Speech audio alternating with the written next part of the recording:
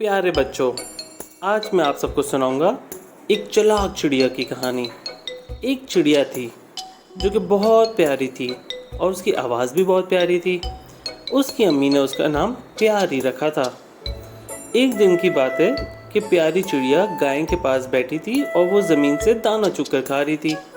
अचानक गाय ने उसके ऊपर गोबर कर दिया और प्यारी चिड़िया उस गोबर के नीचे आके दब गई और फिर उड़ ना सकी। और दूसरी तरफ एक डॉगी ये सब देख रहा था। डॉगी चिड़िया को खाने के लिए उसके पास गया। प्यारी चिड़िया ने अपनी मीठी मीठी ज़ुबान में उसको कहा, डॉगी भैया मुझे इस गोबर से तो निकालो।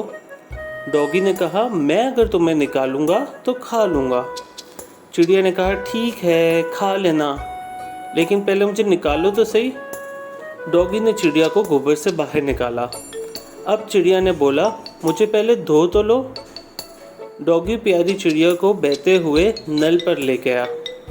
वो चिड़िया को धोकर उसे खाने लगा।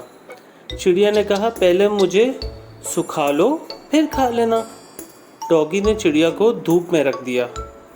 थोड़ी देर में जैसे ही चिड़िया के पर सूख गए और वो फौरन उड़ गई और डॉगी नीचे बैठा हुआ देखते ही रह गया। अगर कहानी पसंद आई है तो चैनल को सब्सक्राइब करें, वीडियो को लाइक करें और शेयर करें।